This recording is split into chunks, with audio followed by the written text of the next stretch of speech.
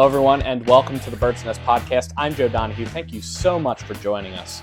Now, today's episode isn't specifically focused on the Eagles. It's more on the NFL in general, but it's a topic that Eagles fans are going to find very important, and any football fan would find very important, and that is the game officiating.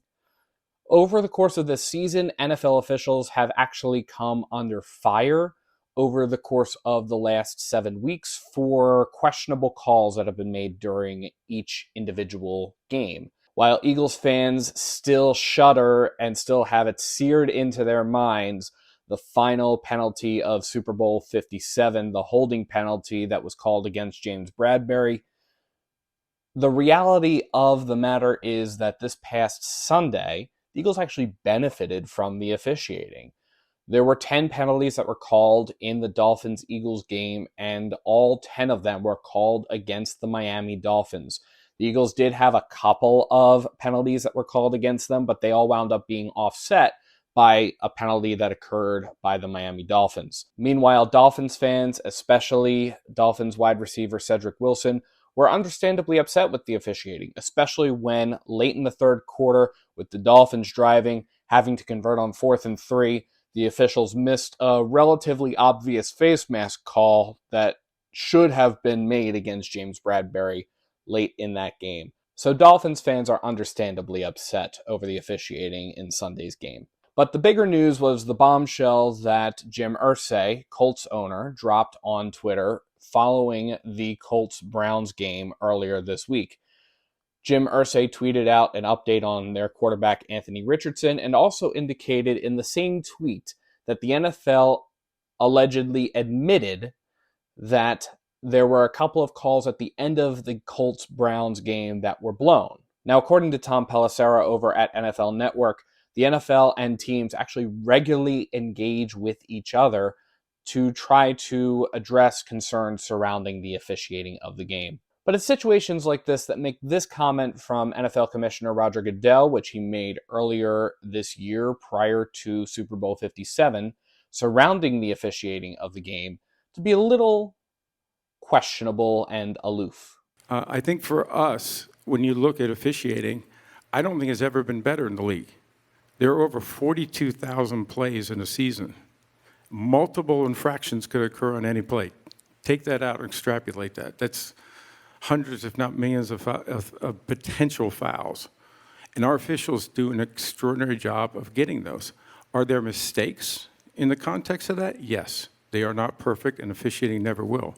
But we've also had, obviously, replay and other aspects that help us address those issues to make sure they're not something that we can't correct on the field. We think our officials are doing a great job, but we're always going to look through our competition committee and everything else we have, how we improve our officiating. So in today's episode of the Bird's Nest Podcast, we're going to take a little bit of time to explore what officiating is like. What are the X's and O's of it, so to speak, and how can it be improved? Along the way, I'll share my own experiences in football officiating. While I never officiated in the NFL, I did officiate in other levels of the sport, and a lot of officiating is very similar regardless of what level you're officiating at. So we're going to start off with, how does one even get to be an NFL game official? NFL officials will start like any player or coach working in local high school, middle school, peewee games, you name it. They all need officials, and the NFL officials have to start somewhere to get to where they are right now. These lower levels, high school varsity, junior varsity, freshman, middle school, these community kids leagues, those are where I spent my time officiating. And while, yes, there are going to be some differences between officiating there and officiating in the NFL, for example, the number of officials that are on your crew, the way certain penalties are enforced. For example, in high school and lower leagues, offsides penalties are actually play stoppers and don't result in a free play like they do in the NFL. But there are also a lot of similarities that we're going to get into. Now, for the most part, football officials are part-time, and they do the job of a football official in addition to a regular full-time job, whatever that regular full-time job may be. And that is true even of all of the NFL officials that currently work in the league today.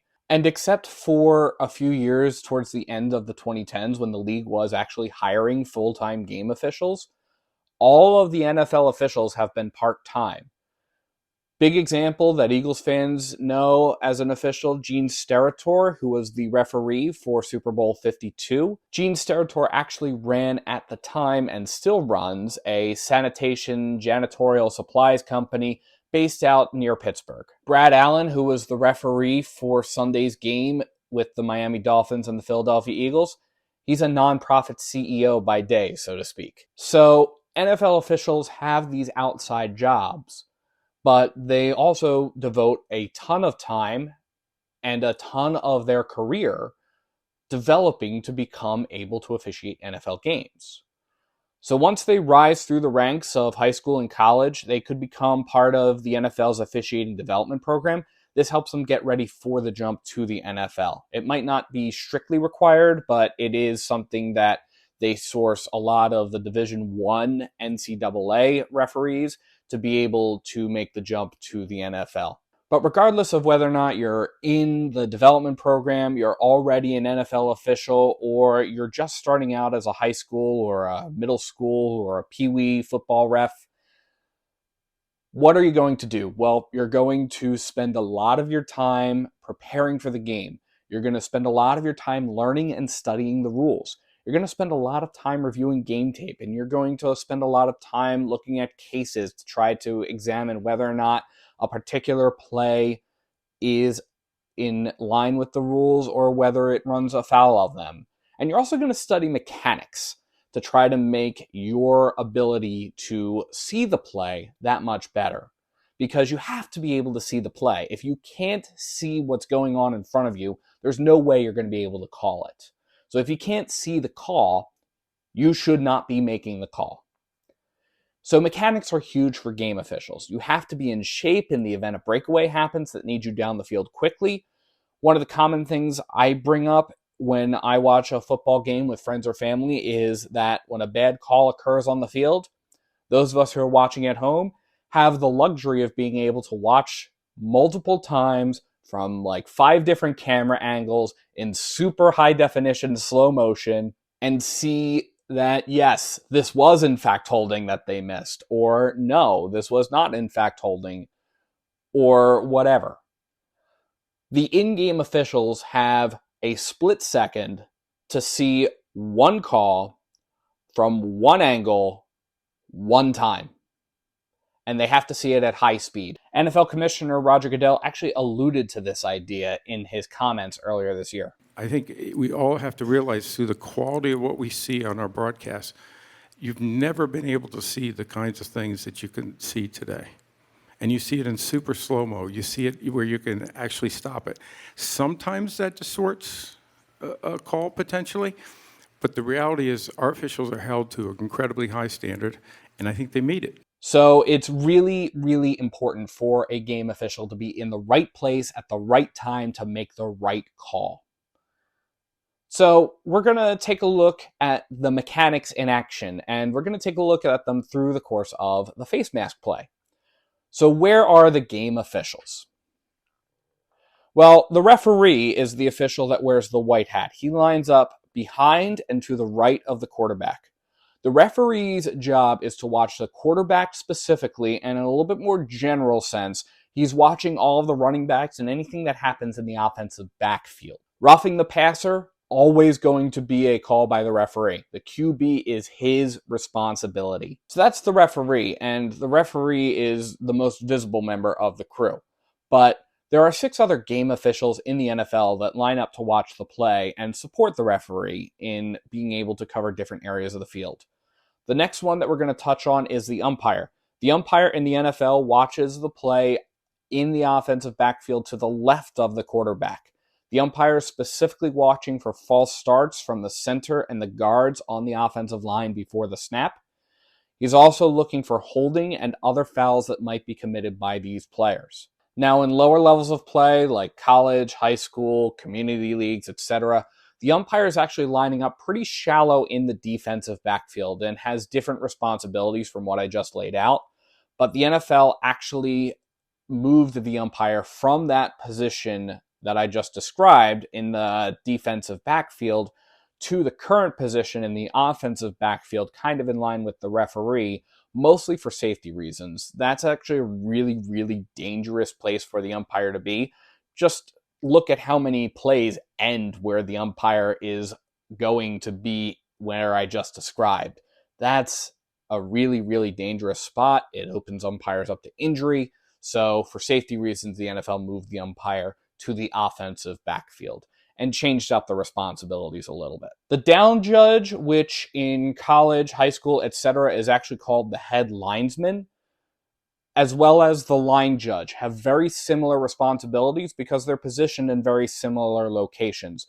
They are positioned directly on the sidelines at the line of scrimmage, and they're watching for proper receiver alignment as it relates to the line of scrimmage. They're also watching for false starts and offsides, especially from those places farther out on the offensive line, as well as on the defensive line. They're looking for those neutral zone infractions, offsides, etc. The down judge and the line judge also have a really, really important responsibility of managing down and distance, as well as trying to identify the spot of the ball. Based on the movement of the play, if it goes to one side, it's going to be more on the down judge to make sure that the spot of the ball is tracked.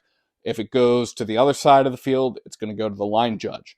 If the ball comes to their side of the field, the down judge or the line judge will rule on pass completions, downed players, in or out of bounds, all those things that you would expect an official to rule on. The down judge is also responsible for the 10-yard chains, the chains that come in when an official needs a measurement to see whether or not the offense made the first down. So if you ever watch a game, these officials are the ones that are lining up with the chains. There are 3 deep officials in the NFL, and they have some of the same responsibilities as the officials closer to the play. The field judge and the side judge line up 25 yards downfield. The back judge lines up 30 yards downfield. The field judge and the side judge are going to line up on opposite sides of each other. The field judge is going to line up on the same side as the line judge, and the side judge is going to line up on the same side as the down judge. The back judge lines up 30 yards downfield and lines up in the center of the defensive backfield. So their responsibilities are really tailored to the secondary. They're going to be the ones that are ruling on big plays downfield. Where's the ball? Is there defensive or offensive pass interference? What exactly is happening? You want to make sure that you're able to see that. And so these officials who are 25, 30 yards down the field, where a big play might happen, they're in a good position to be able to see those big plays and be able to call them appropriately. So the best way to think about it is that each ref has a zone coverage, so to speak. They have their zones of the field that they're watching, and they're looking to see where a foul occurs. They're also looking to see whether or not the player is down. They're looking to see where is the ball when it is down. They're looking to see if it's a complete or an incomplete pass. All these officials have their zones, and these officials are watching to try to identify what is going on with these particular plays. And based off of the structure, each ref also has an opportunity to have 1 or 2 backups, depending on how the play unfolds. Because the line judge and the field judge line up on the same sideline, if a play breaks in their general direction and it actually goes out of bounds, they both have the opportunity to back each other up and affirm whether or not the spot is accurate, whether or not the player was in bounds. The down and line judges back each other up on things that happen at the line of scrimmage, especially when it comes to spot of the ball on things like a running play. The referee and umpire back each other up on that offensive backfield. The umpire isn't necessarily looking at it specifically, but the umpire can see it. And the field side and the back judges back each other up in the defensive backfield. What happens in the secondary? So when a play breaks into the far corner, you could have as many as 3 officials watching that area. So that's how it works in the NFL, and in the lower levels of officiating, it's very similar. The big difference in lower levels of officiating is that there are often not as many officials. So when I started out, I was actually on a 3-man crew for middle school, freshmen, and community league games. When I got to reffing varsity, I was on a 5-man crew, but the mechanics are still consistent across the levels. What you watch is consistent. And that's true even when you wind up getting to a 7-man crew, which I did have the opportunity to be a part of once during the playoff time for high school varsity. Even if the rules might change a little bit, the consistency among how you are getting yourself in the position to make the call is still there. So if every official is watching a specific area of the field in a perfect world, every official should be able to make the correct call every time. And if every official is studying up on the rules and reviewing the same game tape and looking at how can they make sure that they're in the right spot to make the correct call, in theory, everything should work perfectly. But as we know, things don't always work perfectly and things do break down. So we're going to go back and look at the blown call in the Eagles-Dolphins game. So we're going to look at the game tape, and you'll see that the face mask occurred while the ball is in the air. The play broke to the side of the line judge. So the line judge and the field judge both together have responsibility for this play, and they can be supported by the back judge. Now, where is the line judge looking? Well, until the ball is thrown, he is watching the receivers and the blockers nearest to the line of scrimmage to make sure that he's able to call any ineligible man downfield or any holding calls that might occur. But once the ball's thrown, he's got to track the direction of the ball, and he's got to find the eligible receiver. In this case, it's Cedric Wilson, who is being covered by James Bradberry. So the line judge, as we can see on the game tape, is in fact looking in the general direction of the ball, as well as in the general direction of Cedric Wilson. So you should be able, from that angle, to see James Bradberry grab a hold of the face mask. Now, where's the field judge? Well, the field judge, remember, lines up 25 yards downfield. And so you can see the field judge off in the sideline there, actually on the other side of the play. He's the one who's closest to the play, so he should be able to help out with completion, with whether or not the receiver is down in bounds. But he's behind the play. So that official cannot see whether or not James Bradberry grabs the face mask of Cedric Wilson. You just can't see that. That's something that has to be owned by the line judge. The back judge might be able to see it.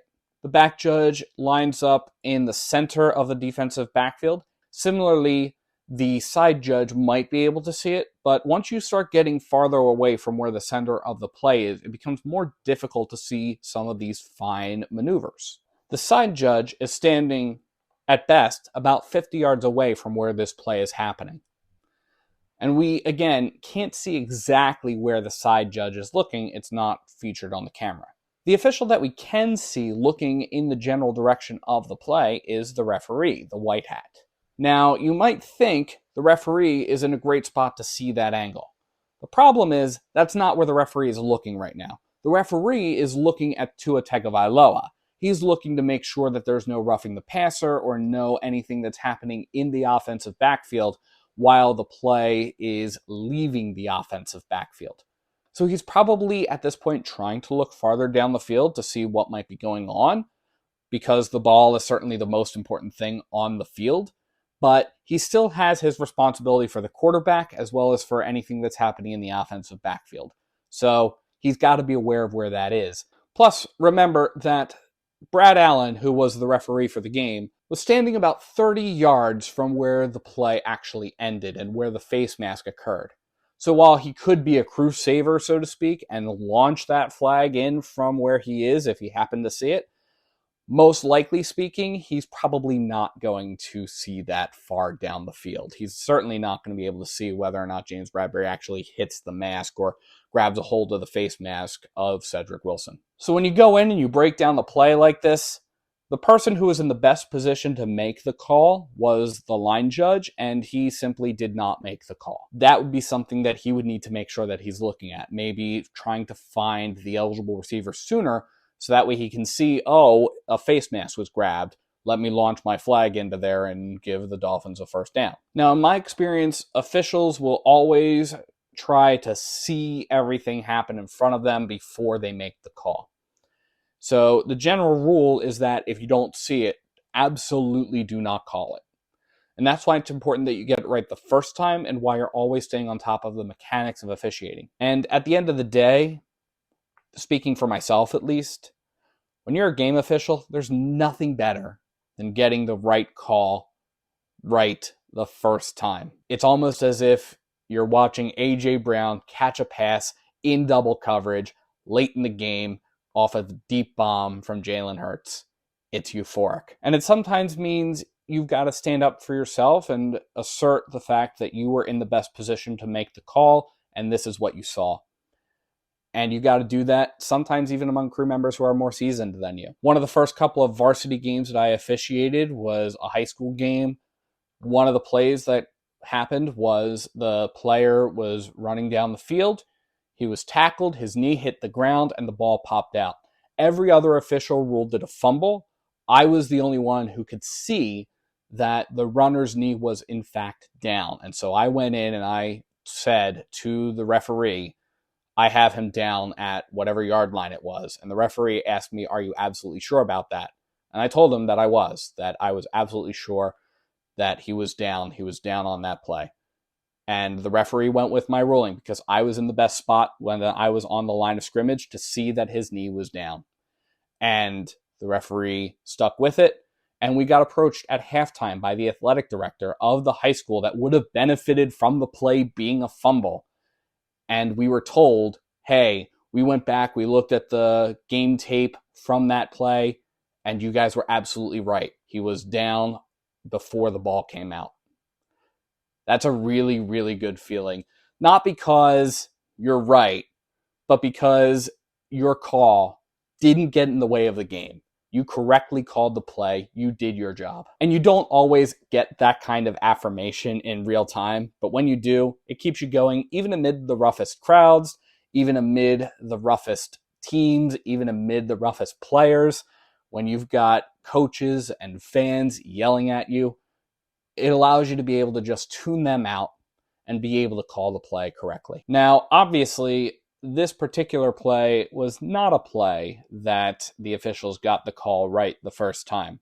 So how do game officials currently get better? Well, according to the NFL Football Operations official website, game officials go to clinics before the season starts. They hop on conference or Zoom calls with the NFL's officiating department to get updates on teams in the games that they'll be calling. And they review a lot of game tape, some of it provided by the teams, most of it provided by the NFL from game footage. The NFL says that it collaborates with teams to make sure that plays are called correctly, especially if there's an unusual play in a team's bag of tricks that might be run, so that officials and teams are on the same page about whether or not a particular play is legal. The NFL also employs a crew of officiating supervisors that evaluate each game official on each play of each game. Those evaluations are reviewed every week with crews, and at the end of the season, the best performing officials are assigned playoff games. The NFL also indicates that subpar officials might be coached or demoted, removed from the NFL, sent back to college or wherever. So with all this work, how does officiating improve? And when we talk about improved officiating, we're talking about more consistent officiating. Now, one idea that's been shared is instant replay. That's not an idea I'm fully behind, mostly because we actually tried that before. During the 2019 to 2020 NFL season, pass interference plays were reviewable, and it doesn't work as well as you would have expected. The big question is, where do you draw a line between what is a foul and what is not?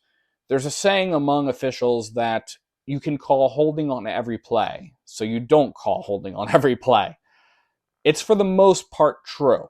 So you call holding when it impacts the play. When the review of penalties was instituted, again, it was drawn at pass interference.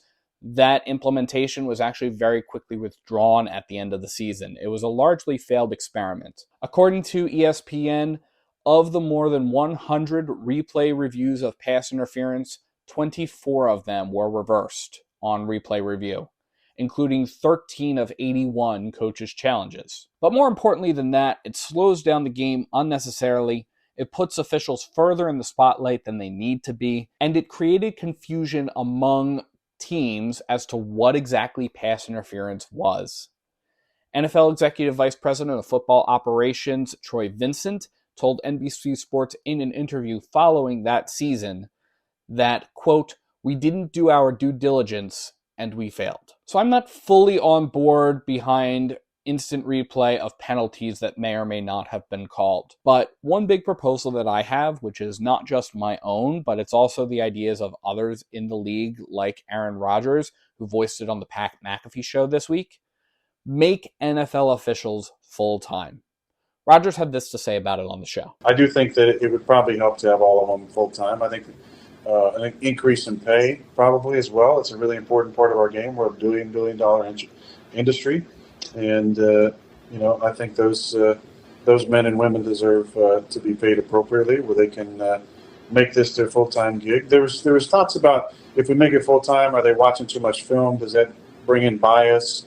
I just think that that's not something to worry about. I think they need to be held accountable for how they're refereeing. And there's obviously incentives to referee the bigger games in the playoffs and obviously championship games and Super Bowls based on your performance, which I think is incentive enough to be as objective as possible.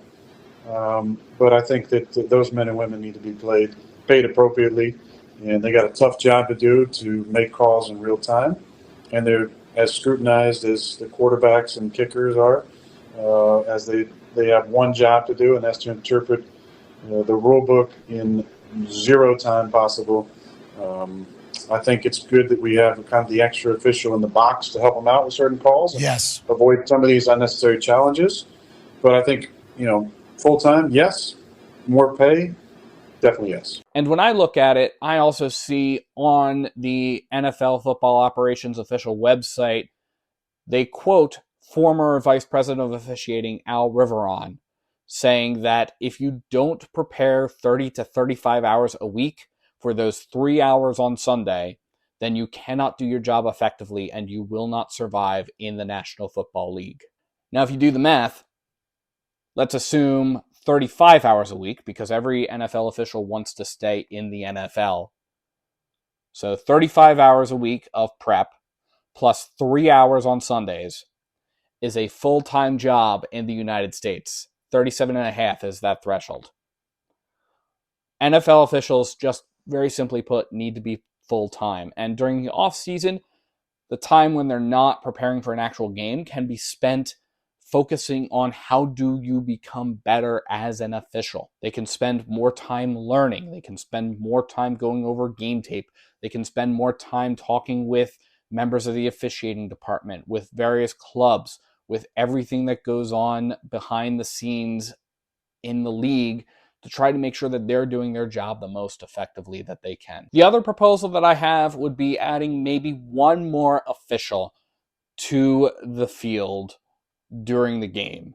This might be in the defensive backfield to add an additional coverage area where the deep plays happen, possibly shifting the back judge to one side of the defensive backfield, maybe not all the way over to the sideline, but about midway through, probably covering one side of the hash marks, and then putting this new official in that same defensive backfield that far back. This will allow for another official to be able to share some of that defensive backfield coverage where the biggest plays happen, and will also allow for officials to be able to focus more on their particular zones of coverage. The last proposal that I have, more transparency surrounding why a particular call was made. In the days of Dean Blandino and Al Riveron running the show at the NFL, every week there was time dedicated to reviewing calls made during the previous week. There were media videos available explaining particular calls. Dean Blandino went on NFL Total Access multiple times, once a week, to go over some of the most questionable decisions that were made and trying to share with fans why was this called as a part of the rules and why was this not. This happens a lot behind the scenes. It certainly happens during games now that you have all of the major networks having a rules analyst trying to break things down. But ownership of errors in a special way needs to be done a little bit more publicly than it is currently. Ideally, this kind of accountability happens in real time. One of the scenarios that comes to my mind from my own experience, I totally missed a 12-man on the field call. There were substitutions that were happening. The Players were getting over to the sideline, but they hadn't fully made it off of the field before the ball was snapped, so the play should have been called dead, and we should have called 12 men on the field. I was the person closest to it, and I did not make that call, and I had to own up to it to my crew. Our crew, through the referee, owned up to it to the team that it was to the detriment of. At the end of the day, it didn't impact the play, fortunately, thank God, but it should have been one of those things that was called. More importantly, though, I resolved to learn from that going forward, and I resolved to try to make sure that I was aware of when players were leaving the sideline versus when the ball was snapped. The desire to learn from your mistakes is very important to whether or not you're going to be a successful official. Gene Steratore is now the CBS Sports rules analyst, and he actually blew the analysis of a call on field in Sunday's game between the Packers and the Broncos. It was called correctly on the field, but Steratore disagreed with the call, and fans called him out on it on Twitter. And Steratore took to social media after the game to own the mistake. And he said, as a part of owning the mistake, quote, "As a ref, whether grade school or pro, you learn the most from the less than 5% of calls that you miss." Will there be mistakes? Yeah, there's always going to be mistakes. As long as you have people who are prone to be able to make mistakes on the field, there are always going to be mistakes. There are going to be mistakes by players and by coaches. They won't, however, always be as visible or as game-changing as an official's mistake. Officials definitely try to get better. We would have conversations in the locker room at halftime regarding certain things that occurred during the first half and make our own adjustments to make sure that we were always in the best position to call the play. Unfortunately, when we would make those changes, those become very visible because something that might have been missed in the first half that we made an adjustment to be able to call in the second half negatively impacts a team. So an official's mistake is always going to be more visible in the context of the game than the mistake by a player or by a coach. Officials need to be freed up so that they can put in the time to learn from their mistakes, and in doing so, they will become better and certainly more invisible officials. So as always, let me know what you think in the comments below. How do you think officiating in the NFL could be improved? Let me know. And thank you to everyone for tuning in to the Bird's Nest Podcast. You can support the Bird's Nest Podcast by liking and subscribing to Bird's Nest Media right here on YouTube and by sharing to your social media pages. You can also find us on SoundCloud, iTunes, Google Play Music, Amazon Podcasts, and Spotify. Please visit birdsnestmedia.com for additional Eagles coverage. And if you're so inclined to support us in a different way, you can find the link to our Patreon either in the description below or at birdsnestmedia.com. Thank you so much for tuning in, and let's go Eagles!